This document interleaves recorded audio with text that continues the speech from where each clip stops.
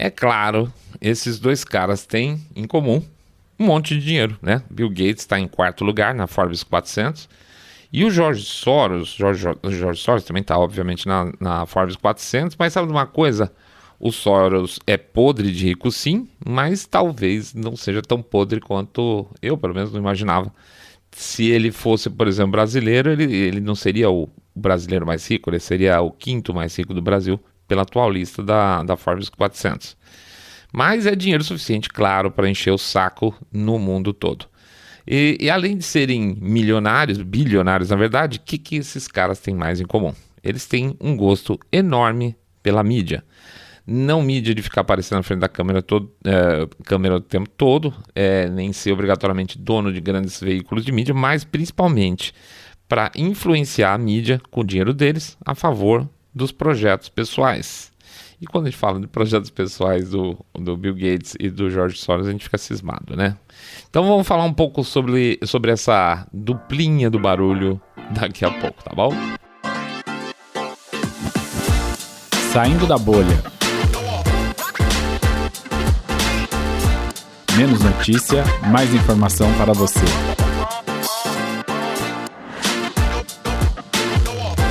O que esses dois têm em comum?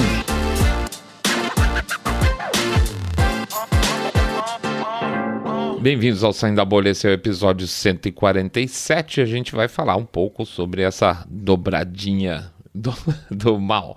Antes de mais nada, a gente vai fazer o nosso jabazinho aqui. A gente vai pedir para vocês entrarem, como de costume, lá no www.saindabolha.com.br, clicar no botão follow ou seguir a gente no Spotify ou demais plataformas de podcast. Pede também para seguir a gente lá no nosso canal no YouTube, canal Saindo da Bolha, evidentemente, e deixar lá o seu like, fazer um comentário e clicar no sininho lá para receber notificações. Pede para fazer o boca a boca sarado, contando que vocês estão acompanhando um podcast cabeça direita limpinho supimpa que detesta, abomina o politicamente correto.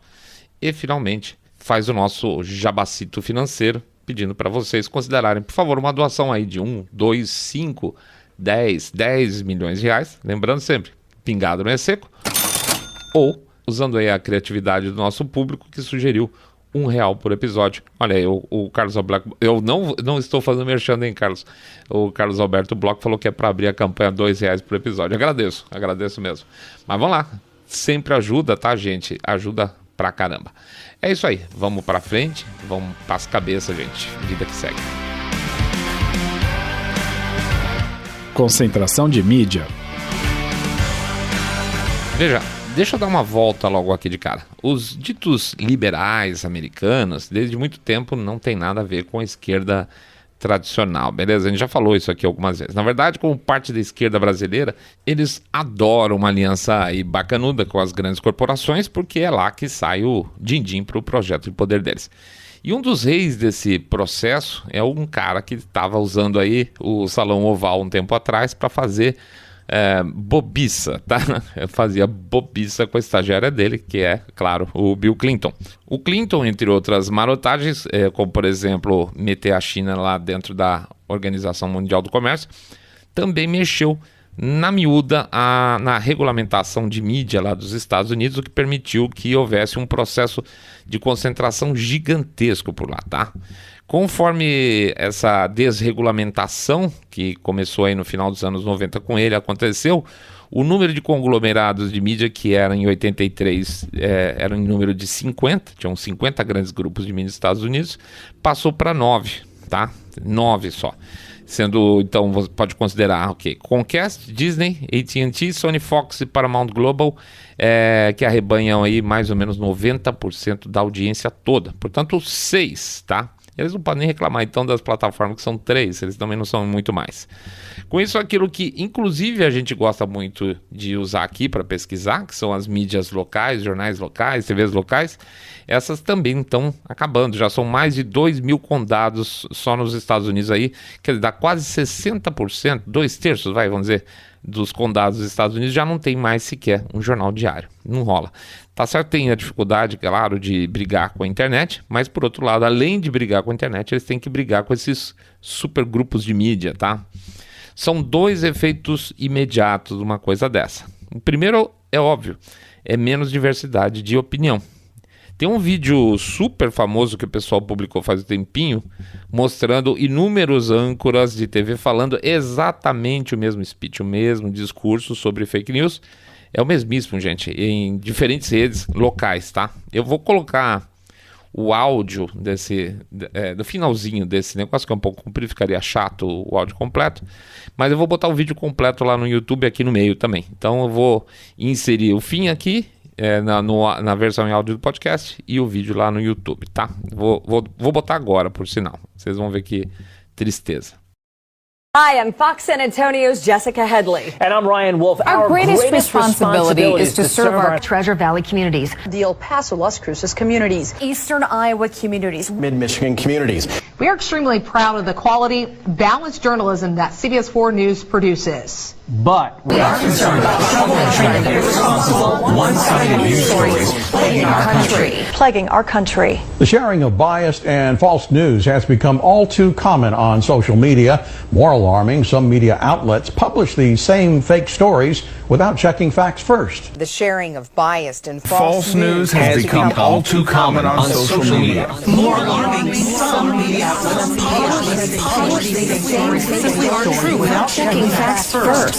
Unfortunately, some members of the media use their platforms to push their own personal bias and agenda to control exactly what people think. And this is extremely dangerous to our democracy. This is extremely dangerous to our democracy. This is extremely dangerous to our democracy. This is extremely dangerous to our democracy. This is extremely dangerous to our democracy. This is extremely dangerous to our democracy. This is extremely dangerous to our democracy. This is extremely dangerous to our democracy. This is extremely dangerous to our democracy. This is extremely dangerous to our democracy. This is extremely dangerous to our democracy. This is extremely dangerous to our democracy. This is extremely dangerous to our democracy. This is extremely dangerous to our democracy. This is extremely dangerous to our democracy. This is extremely dangerous to our democracy. O segundo ponto é que é mais fácil, obviamente, você controlar meia dúzia de redes do que algumas centenas de canais independentes, certo? Tem pesquisas no setor de jornalismo por lá que mostram que mais ou menos metade dos jornalistas fica meio intimidado na hora de falar sobre certos assuntos, porque ele sabe que pode deixar a grande chefia, se é que vocês me entendem, incomodada. Ou seja, nem é censura propriamente dita, mas no final uma autocensura, uma censura autoimposta porque você tem medo de perder o emprego. Tá? Então você não precisa chegar e cortar na raiz, porque o recado já está dado. Mas o interessante disso é que, assim como você e a gente aqui, até pesquisar esse assunto também, os americanos também não têm a mais remota noção desse processo, inclusive como é que começou esse processo de consolidação de várias empresas desde o Bill Clinton, tá? A Pew Research, então, tem pesquisa de fato sobre isso, perguntou para os americanos e 73% nem tinha a mais remota ideia disso. É muita gente. Então significa que hoje, terminando esse parágrafo aqui, vocês estão mais informados que 73% dos americanos. Mais um ponto interessante. Como houve uma grande concentração não só nos grupos de mídia, mas também na economia em geral, não é incomum, por exemplo, um sujeito estar no board, vamos dizer, da CBS, ou da CNN, e também está no board do Walmart. Tá? Então pergunta se, vamos dizer que se ele está no board da CBS do Walmart, se vai sair alguma coisa muito ruim sobre o Walmart da CBS. Muito mais complicado, né? Tem um peso aí. E eles chamam essas relações indiretas aí de interlocks, tá? Esses interlocks estão cada vez mais comuns. Então, considera que você tem poucas empresas automotivas, poucas empresas farmacêuticas, poucas agências de publicidade, grandes grupos, tá? Poucas empresas de higiene e limpeza. Se você juntar essa turma toda, aí vai dar o quê? 300, 400 grandes grupos. E aí esses 200, 300, 400 grandes grupos vão controlar a comunicação de maneira geral. O que a gente gosta, o que a gente tem que gostar, o que não tem que gostar. Fim de papo. Então o estudo do cara aqui, quem está acompanhando, ele fez algumas análises aqui e ele achou algumas, como é que eu posso dizer isso? Alguns interlocks, que nem como eles falam, interessantes. Por exemplo, a CBS, né, a rede CBS, que é da Viacom, ela tem interlock, ou seja, tem cara do board aqui e lá no... Cadê? Na Amazon, na Pfizer, na CVS, que é aquela empresa lá, rede de farmácias, na Dell, tá? A Fox News Corp tem interlock com Rothschild Investimentos, Philip Morris, British Airways, a Bolsa de Nova York. A ABC Disney tem interlock com a Boeing, com o Citi, com a FedEx. NBC com a Anheuser-Busch, que por sinal é comprado pelo Lehman, né? Morgan Chase, Coca-Cola, Chase Manhattan. A CNN, Time Warner, tem interlock com o Citigroup, American Express, com a Fannie Mae, Colgate-Palmolive, Hilton Hotel, Pepsi e Pfizer também. O New York Times tem interlock com Johnson & Johnson, Ford, Texaco, Alcoa, Avon, Campbell Soup e assim vai. Então, em 2012, quer dizer, já estamos falando de 10 anos atrás, uma organização dessa, uma ONG dessa, ficou quebrando a cabeça e achou, então, há 10 anos atrás, mais de 200 situações desse tipo. Então, imagina como é que está hoje. O efeito disso é que, então, o ecossistema está reduzido demais, 200 e 300 empresas aí decidindo meio que tudo, entende? Eu não estou falando de chapéu e alumínio, que esses caras vão mandar a gente comer inseto, mas a questão é o seguinte: se você pegar dessas 200 e 300 empresas aí, 50 tiverem um board woke, já era, entendeu?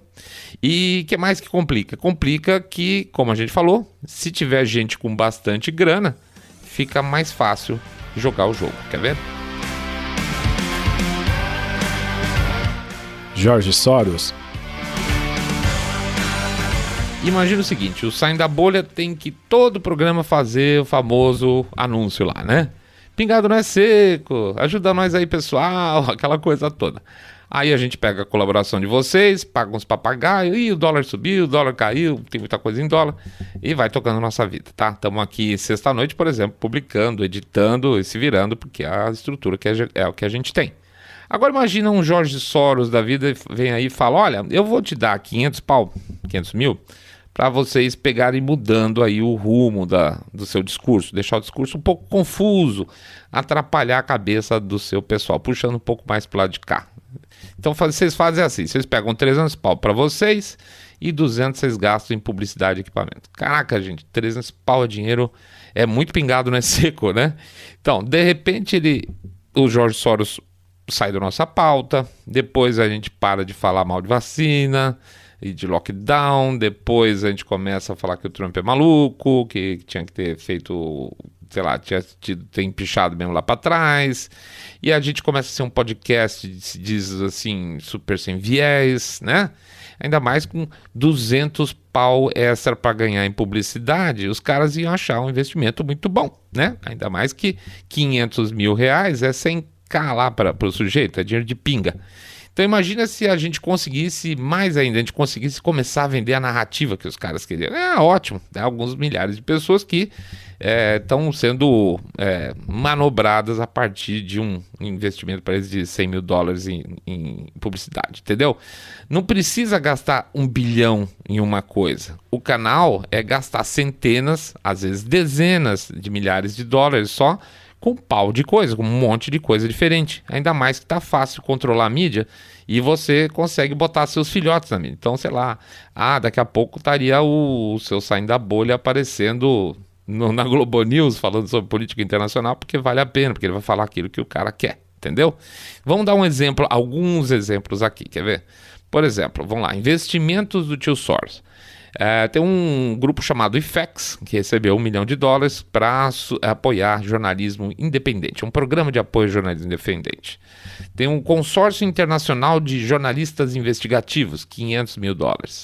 Comitê de proteção de jornalistas, $500 mil. Suporte International Media Support, $570 mil. Tem um tal de Darage Media, $395 mil. Instituto de Mídia do Caribe, $350 mil. Zabarona Mídia, sei lá que é isso, $350 mil. Group 9 Media, olha que interessante, Group 9 Media é dono do Dedodô, sabe aquele dos cachorrinhos, dos bichinhos, então, $350 mil do tio Soros lá no meio. E aí você vai, não para, China Digital Times, $300 mil, tá? E aí você passa até por coisa aqui no Brasil, uma tal de Ponte Jornalismo, $214 mil, vai, assim, é uma lista gigante. Eu não vou... Tem no Quênia, Arábia Saudita, tem no Nepal, Nepal, tem onde você puder imaginar, tem dinheiro, West África, tem onde vocês puderem imaginar, para o cara fazer o barulho de acordo com o interesse dele. Tem empresa para fazer meme, o cara paga. Tem uma passagem, então, em uma matéria que fala de doações do Soros para a NPR, tá? A empresa lá de mídia estatal americana, e o mal-estar causado, porque, afinal de contas, por um lado é uma doação para um projeto, mas por outro ninguém é idiota, todo mundo sabe que é do George Soros, o que significa. Então vou pegar um trecho bem rapidinho aqui da matéria da jornalista Rebecca Strong, tá? Aspas aqui. Depois que a NPR recebeu uma doação de 1,8 bilhões de dólares da Open Society Foundation do Soros em 2010, a jornalista Alicia Shepard relatou desconforto generalizado com a organização aceitando esses fundos de uma fonte controversa. Ela escreveu que, embora o dinheiro seja para um propósito digno, para ajudar a lançar um projeto multimídia chamado Impacto no Governo, muitos jornalistas e leitores sentiram que uma linha foi cruzada. Um funcionário da NPR disse que ficou chocado quando recebeu um e-mail anunciando o projeto Impacto do Governo, mencionando apenas como doador a Open Society Foundations e não o George Soros especificamente, que na visão desse funcionário é como se a empresa não achasse importante ou estivesse tentando esconder o nome dele, colocando o nome da empresa na frente. E ela diz o seguinte: eu tenho problemas com isso precisamente porque ele é tão de esquerda, e se ele tivesse do outro lado, eu também teria problemas com isso. Disse foi um antigo produtor da NPR para essa jornalista Alicia Shepard. Ele continua: não tenho problemas com as pessoas que apoiam causas específicas, mas eu tenho problema quando o partidarismo óbvio se espalha em seu apoio a essas causas. Pois é, isso aí mesmo. A NPR recebeu, e você sabe que a partir daí as coisas mudam, né? As coisas mudam com relação aos doadores. E é claro que vão mudar para melhor, né? Por isso que no dia a dia falar de Soros soa mais como teoria conspiratória do que qualquer coisa. Porque tudo que você fala e que não tem eco na imprensa soa a teoria conspiratória. Pô, senão algum jornal teria falado alguma coisa. É sempre assim, não é isso? Pois é. Mas por que a imprensa não fala? Bom, tá claro porque a imprensa não fala agora. Bill Gates. Bom, agora que já está claro como funciona o processo de concentração e como é fácil você começar a influenciar veículos, jornalistas, influenciadores, etc., agora você entende porque o criador de um sistema operacional, né, é isso, pode ser tratado como uma sumidade no ramo das vacinas e etc., e pesquisadores ao mesmo tempo são escanteados pela imprensa? Pois é isso aí. A Fundação Bill e Melinda Gates também adora projetos de jornalistas, impressionante. Mas, além disso, eles também financiam projetos das próprias redes, tá? Dos patrões, não só dos empregados. Apesar de não ser uma enorme surpresa, né? Quem foi atrás dessa informação foi uma pesquisadora da área de política e relações internacionais. E é interessante porque ela estranhou o seguinte: por que o Bill Gates sempre aparece bem? Será que ele nunca fez nada errado e nunca deu nada errado do que ele fez? Porque seria normal, né? Ele pode até não ter feito nada errado, mas algum projeto ter dado errado na vida dele. Projeto X do Bill Gates fez água, não foi pra frente. Não tem, tá? Nunca teve e ela achou estranho isso aí. Aí, então, o que ela fez? Entrou em cena um jornalista investigativo chamado Tim Schwab e foi atrás das doações da fundação para as entidades de mídia, e a coisa era interessante. E, de novo, eu vou citar só alguns casos de recipientes da Fundação Bill e Melinda Gates, tá? Primeiro, eu cito o seguinte: são os próprios veículos, tá? Tem doação da Fundação para os próprios veículos, cito NBC, BBC, CNN, ProPublica, o The Atlantic, USA Today, The Guardian, PBS, Vox, a Rádio Pública de Nova York, Financial Times, o Texas Tribune, que é um super esquerdo, o Seattle Times, que é mais esquerda ainda. Todos esses jornais, TVs, etc., receberam doações de um cara. Não é nem publicidade, é doação, tá? Fora isso, ele foi fuçando lá, achou organizações também, tá? Organizações que recebem dinheiro da fundação. Por exemplo, o Centro de Reportagem Investigativa, o Bureau de Jornalismo Investigativo, o Pulitzer Center for Crisis Reporting, Centro Internacional para Jornalistas, Instituto Poynter de Estudo de Mídia, a Fundação Internacional de Mídia Feminina, toda essa porcariada toda. E aí ele falou, puxa vida, os caras, ele dá dinheiro para as instituições jornalistas, para as empresas de jornalismo. Será que para as escolas de jornalismo também? Opa, também. Johns Hopkins University, Seattle University, Teachers College da Columbia, Universidade da Califórnia, Berkeley, Universidade de Tsinghua na China, tem tudo, tá? Tem uma lista legal. E além de tudo, a gente não pode esquecer que o Bill Gates é o maior financiador da Organização Mundial de Saúde, que também faz com que ele seja amigo do negócio. Inclusive, na hora que eu estava lendo aqui, achei uma entidade aqui no Brasil que tem escritório aqui perto do nosso. Pois bem, então considerando que toda essa turma recebe doação dele, quem é que vai falar mal dele, né? Hoje não é incomum você então encontrar um profissional que começou os estudos dele com bolsa financiada pela fundação, depois estudou numa escola que é apoiada pela fundação, trabalha num jornal ou num veículo que recebe dinheiro da fundação e participa de uma entidade profissional que recebe dinheiro da fundação. A carreira do cara começa na escola e até a manutenção toda baseada na fundação Bill e Melinda Gates. Quem é que vai falar mal dele? Isso é o que foi possível achar pelo cara, tá? Pelo tal do... Esqueci o nome dele. Oh, meu Deus, é Schwab.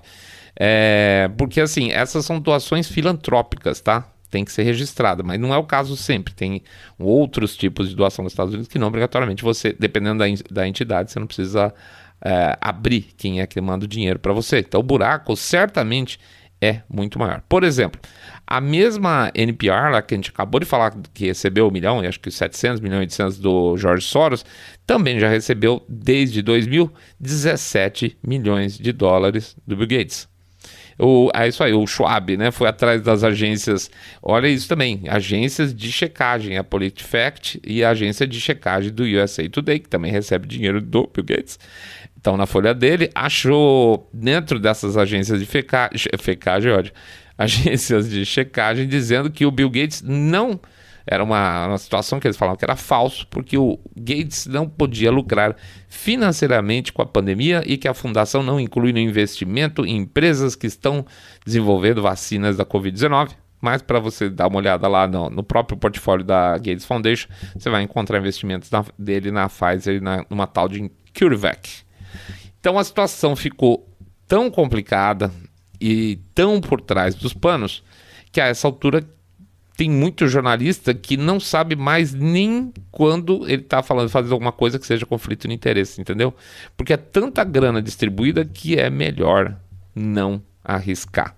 Então, meus caros colegas, nem vou ser óbvio aqui para dizer que não dá para confiar na imprensa pelos motivos que normalmente a gente já fala aqui, mas que além de tudo, pelas razões que a gente repassou hoje aqui, também pelo grau de influência e pela narrativa aí de simplicidade de se construir uma rede de relacionamentos tão poderosa, você pode de repente deixar um cara como ele olhar para a câmera todo sarcástico e falar que vocês não viram nada ainda, como é que vai ser a próxima pandemia e não ser questionado pela imprensa. Aí você pergunta, puxa, mas por que não foi questionado por alguém, pelo menos? É por isso, cara, porque tá em tudo quanto é lugar, tá bom? É isso aí, pessoal. A gente agradece a presença de todo mundo. Faz o nosso Jabacito Expresso aqui. Vamos lá. Pede para passar no nosso site www.saindabolha.com.br, clicar no botão Follow this podcast ou seguir a gente no Spotify, Podcast Addict, Google Podcast, Apple Podcast. Pede também para seguir lá no YouTube, canal Saindo da Bolha. Dá um cliquezinho lá no like, faz um comentário e deixa também e clica também, por favor, lá no sininho para receber notificações. Pede para fazer o share desse episódio nas redes sociais, porque obviamente está sendo bloqueado por aí afora. Pede também para fazer o boca a boca sarado, contando para seus amigos que vocês estão acompanhando o podcast Cabeça Direita Limpinho Supimpa, que detesta, abomina o politicamente correto e a influência da mídia de certas pessoas. E finalmente faz o nosso jabacito financeiro também, pedindo com muito carinho, já que a gente não tem um George Soros da vida, nenhum Bill Gates, que vocês façam uma doação aí pra gente de 1, 2, 5, 10 milhões de reais, porque pingado não é seco. né? A gente tem que contar com o pingado no seco, né? Não tem jeito. E também contando com a criatividade de vocês aí que estão fazendo doação de R$1 por episódio. A gente agradece demais, porque ajuda pra caramba. Fim de semana chegando, entra um monte de conteúdo aí, começa a entrar agora os nossos videozinhos, depois mais o podcast de domingo, tá bom? Vamos lá, vamos pra frente, descansem aí. Fiquem todos muito mais super bem. Saindo da bolha.